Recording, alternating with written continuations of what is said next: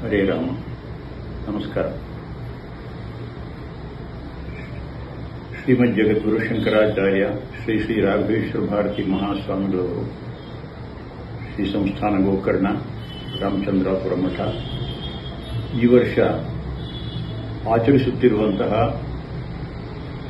ಚಾತುರ್ಮಾಸಕ್ಕೆ ಬಹಳ ವಿಶೇಷವಾದಂತಹ ಸಂಕಲ್ಪದೊಂದಿಗೆ ಮುಂದಡಿ ಇಟ್ಟಿದ್ದಾರೆ.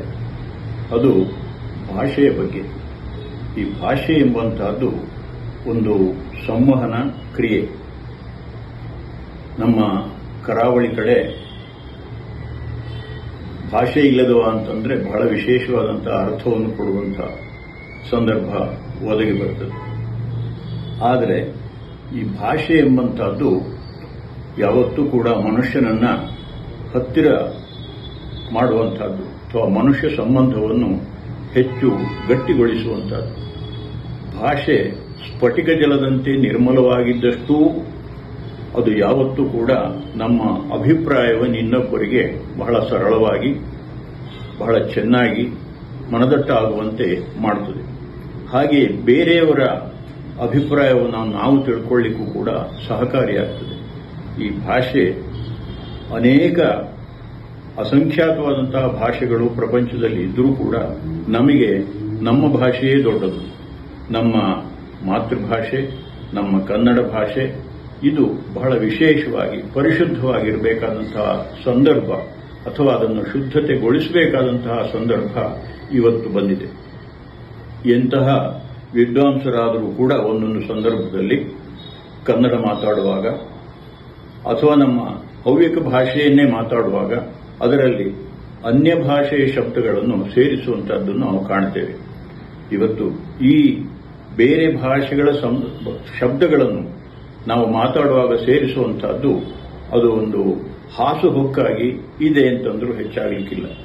ಯಾಕೆ ಹೀಗೆ ಆಗ್ತದೆ ಅಂತಂದ್ರೆ ನಾವು ಯಾವಾಗ ನಮ್ಮ ಭಾಷೆಯ ಶಬ್ದಗಳನ್ನು ಉಪಯೋಗಿಸುವುದಿಲ್ಲವೋ ತನ್ನಿಂದ ತಾನೇ ಅವುಗಳು ನಿರರ್ಥಕವಾಗಿಯೋ ಅಥವಾ ನಮಗೆ ಗೊತ್ತಿಲ್ಲದೆಯೋ ದೂರಾಗಿ ನಮ್ಮ ಅಭಿಪ್ರಾಯವನ್ನು ಸ್ಪಷ್ಟಪಡಿಸಲಿಕ್ಕೆ ಬೇಕಾಗಿ ಬೇರೆ ಶಬ್ದಗಳ ಸಹಾಯವನ್ನು ಬೇರೆ ಭಾಷೆಯ ಶಬ್ದವನ್ನು ನಾವು ತೆಗೆದುಕೊಳ್ಳಬೇಕಾದಂತಹ ಸಂದರ್ಭ ಬರುತ್ತದೆ. ಹಾಗಾಗಿ ನಮ್ಮ ಭಾಷೆಯನ್ನು ಸ್ಪಷ್ಟಗೊಳಿಸಲಿಕ್ಕೆ ಬೇಕಾಗಿ ನಮ್ಮ ಭಾಷೆಯ ಶಬ್ದಗಳನ್ನು ನಾವು ಜಾಗೃತೆಯಾಗಿ ನಾವು ಇಟ್ಕೊಳ್ಬೇಕಾಗ್ತದೆ. ಅದನ್ನು ನಾವು ಅಧ್ಯಯನ ಮಾಡಬೇಕಾಗ್ತದೆ ಅಂದರೂ ತಪ್ಪಾಗಲಿಕ್ಕಿಲ್ಲ. ಸಣ್ಣ ಸಣ್ಣ ಶಬ್ದಗಳು ಕೂಡ ಇವತ್ತು ಕೆಲವೊಮ್ಮೆ ನಮಗೆ ಬಹಳ ಪರದಾಡುವಂತಹ ಸಂದರ್ಭ ಉಂಟಾಗಿ ಹೋಗುತ್ತದೆ. ಅದು ಭಾಷಣವಿರಬಹುದು, ಉಪನ್ಯಾಸ ಇರಬಹುದು ಅಥವಾ ಇನ್ನು ಯಾವುದೇ ಸಂದರ್ಭ ಇರಬಹುದು, ಮನೆಯಲ್ಲಿ ಮಾತಾಡುವಾಗಾದರೂ ಇರಬಹುದು. ನಮ್ಮ ಸಮರ್ಥನೆಗೆ ಬೇಕಾಗಿ ಬೇರೆ ಶಬ್ದಗಳನ್ನು ನಾವು ತೆಕ್ಕೊಳ್ಳುವಂತಹದ್ದು ಹೆಚ್ಚಾಗ್ತದೆ.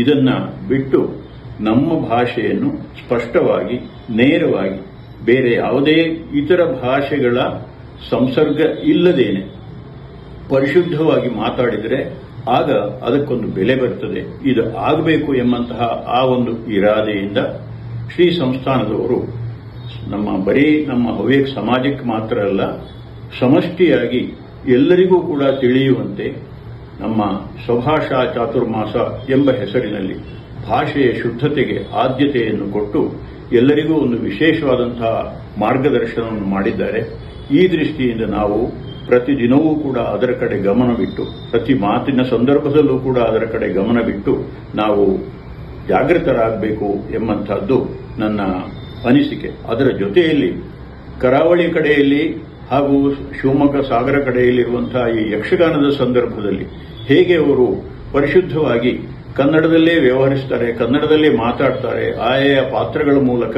ಅವರು ಸಂವಹನ ಮಾಡ್ತಾರೆ. ಅದು ಯಾಕೆ ಬರ್ತದೆ ಅಂತಂದ್ರೆ ಅಲ್ಲಿ ಅವರ ಮನಸ್ಸಿನಲ್ಲಿ ಆ ಮನೋಸ್ಥಿತಿಯೇ ಹಾಗೆ ಇರ್ತದೆ. ಹಾಗೆ ನಾವು ಕೂಡ ಆ ಮನೋಸ್ಥಿತಿಯನ್ನು ಇಟ್ಟುಕೊಂಡಾಗ ನಾವು ಪರಿಶುದ್ಧವಾಗಿ ನಾವು ಮಾತಾಡಲಿಕ್ಕಾಗ್ತದೆ. ನಾನು ಮಾಡಬೇಕು ಎಂಬಂತಹ ಸಂಕಲ್ಪ ಬಂದರೆ ಅದೇ ಒಂದು ದಿಟ್ಟ ಹೆಜ್ಜೆ ಇಟ್ಟ ಹಾಗೆ ಆಗ್ತದೆ. ಈ ನಿಟ್ಟಿನಲ್ಲಿ ಎಲ್ಲರೂ ಪ್ರಯತ್ನ ಪಡೋಣ. ಶ್ರೀ ಸಂಸ್ಥಾನದವರ ಮಾರ್ಗದರ್ಶನವನ್ನು ಅನುಸರಿಸಿ ನಮ್ಮ ಭಾಷೆಯನ್ನು ಉಳಿಸಲಿಕ್ಕೆ, ಬೆಳೆಸಲಿಕ್ಕೆ ನಾವು ಪ್ರಯತ್ನ ಪಡೋಣ ಎಂಬುದಾಗಿ ಹೇಳುತ್ತಾ ಎಲ್ಲರಿಗೂ ಕೂಡ ಈ ಸ್ವಭಾಷಾ ಚಾತುರ್ಮಾಸದ ಒಂದು ಮಾರ್ಗದರ್ಶನ ನೇರವಾಗಿ ಲಭಿಸಲಿ ಅಂತೇಳಿ ನಾನು ಪ್ರಾರ್ಥನೆಯನ್ನು ಮಾಡ್ತೇನೆ. ವಂದನೆಗಳು.